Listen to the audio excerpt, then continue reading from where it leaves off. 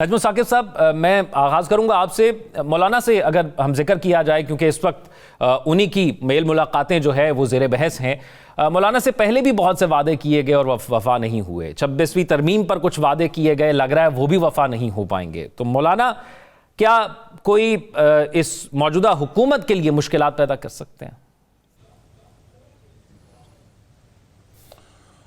देखिए, 8 दिसंबर की जो आपने बात की है ना, कि उन्होंने एक तरह से अल्टीमेटम दिया है मौलाना साहब ने कि अगर आपने ये मदारस के बिल की सदर पाकिस्तान ने तौसीक ना की, याद रहे कि ये दोनों असम्बलियों से पास हो चुका है, यानी नेशनल असम्बली से भी और सेनेट से भी, सिर्फ तौसीक होनी है, जो कि इत्तला ये मिली है कि कुछ एतराज़ात करके उनको नीचे भिजवा दिया गया है, जिसमें बुनियादी चीज़ शायद ये है कि ये तो सूबों का मसला है, तो इसको उस हद तक देखा जाए। मतलब ये कि थोड़ा सा लटका दिया गया है।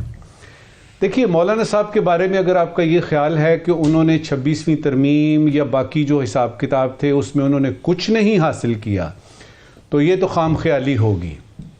मौलाना साहब बहुत ज़ीरक और जहादीदा पाकिस्तान के जो चंद सियासतदान हैं उनमें उनका शुमार होता है। सर फहरिस्त के 2-3 जो हैं, तो जो हमें पता है वो ये है कि उनको 26वीं तरमीम के दौरान और उसके बाद भी वो सारा कुछ मिला जो उन्होंने डिमांड किया। इसलिए ये कहना कि जी उनको वो नाखुश थे, वो बिल्कुल नाखुश नहीं थे।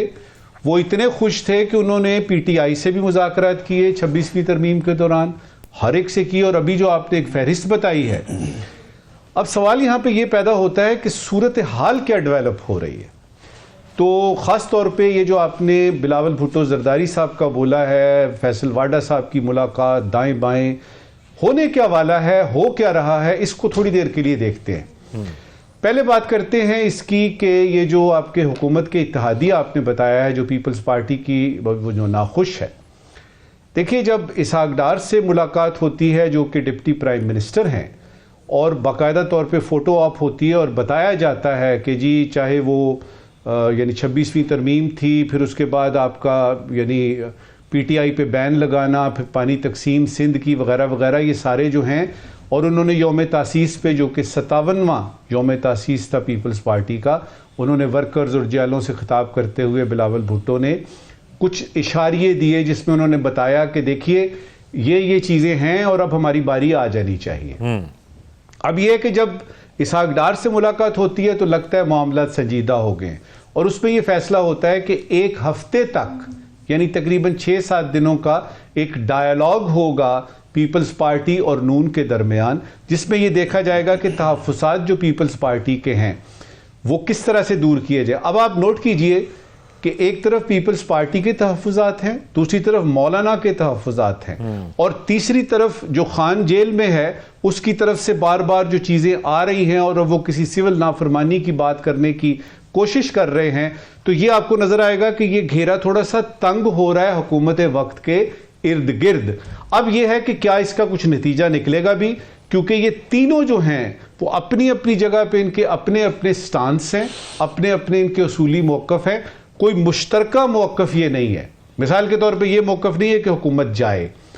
अब उसमें 2 तरीके से ये देखा जा सकता है, ख़ासतौर पे बिलावल साहब का। एक तो यह है कि जब कोalition गवर्नमेंट होती है तो जाहिर है कुछ यानी तहफ़्फ़ुज़ात होते हैं और वो दूर कर लिए जाते हैं, लेकिन वो तो छुप छुपा के होते हैं, वो तो आप इस तरह से खुले आम नहीं होते।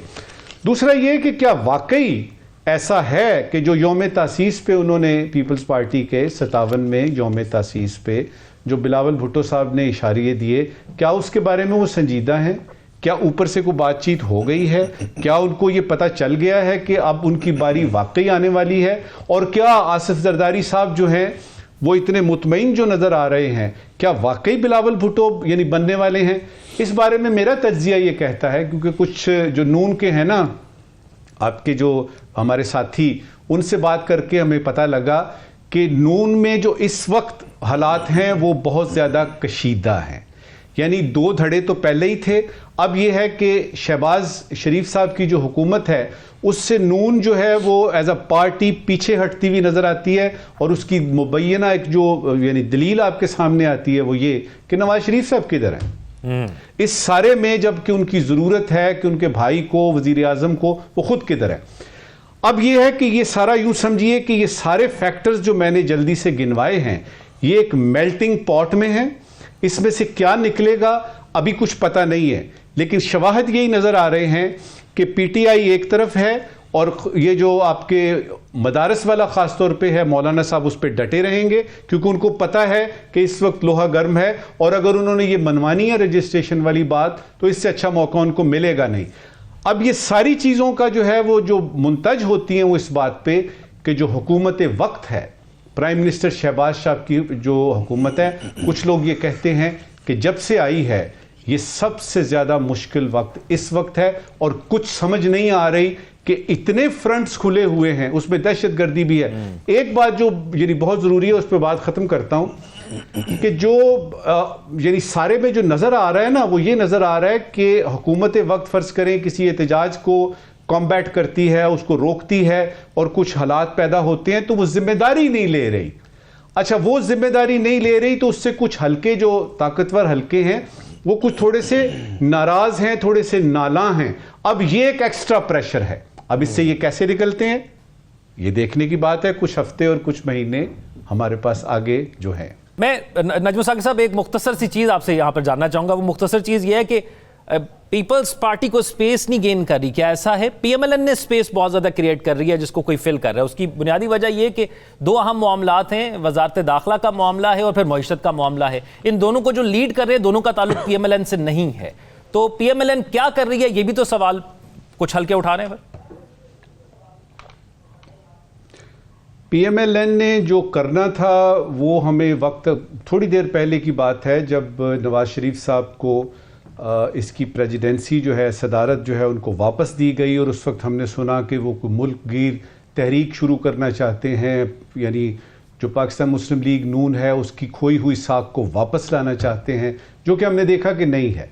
जहाँ तक पीपल्स पार्टी का ताल्लुक है तो उन्होंने सिंध तो उनके पास है, लेकिन अगर फेडरेशन में आते हैं, फिर आप यानी इलेक्शन यानी फ़र्ज़ करें कल हो जाते हैं, तो मुझे नहीं लगता कि केपी में और पंजाब में उनको कोई ऐसी सीटें मिल जाएंगी, अनलेस के कोई ऊपर से यानी उनकी जो है वो कोई बारिश ऐसी ना हो जाए। तो उसमें दोनों बड़ी पार्टियां जो इस वक्त कोalition में हैं, दोनों ये जो सियासी पार्टियां हैं, इन्होंने अपनी अपनी खोई हुई स्पेस जो है, जो लफ्ज़ आपने इस्तेमाल किया, वो इन्होंने वापस लेनी है। अब पीपल्स पार्टी के पास कम से कम एक मोहरा ऐसा है, वो ये कह सकते हैं कि देखिए, ये PDM 1 हो या PDM 2 हो या ये हुकूमत हो, ये हम नहीं थे इसमें, हम मुल्क बचाने के लिए, हम मुल्क को आगे ले जाने के लिए बीच में आए। लेकिन अब सवाल यहाँ पे जो $1 मिलियन क्वेश्चन है ना, इस पे बात खत्म करता हूँ। क्या आपने अवाम को, अपनी अवाम को इतना बेवकूफ़ समझा हुआ है कि वो आपकी ये बात मान लेगी? क्योंकि वो देखते हैं जूही को बात आती है, सदर जरदारी साहब दुबई चले जाते हैं और बिल जो है वो तौसीक हो जाती है उसकी। इधर आप बात करते हैं कि जी 26वीं तरमीम ये वो, पता लगता है जी सबसे ज्यादा आप ही आगे आगे हैं। तो क्या आवाम को आप बेवकूफ समझते हैं? बॉटम लाइन ये है कि अगर फ्री एंड फेयर इलेक्शंस होते हैं कल, तो उसमें पीपल्स पार्टी और मुस्लिम लीग नून के जो खोए हुए वोट हैं वो कैसे इनको मिलेंगे, किस तरीके से इनकी सीटें आएंगी, ये इन दोनों पार्टियों के कर्ता धर्ताओं को भी नहीं पता।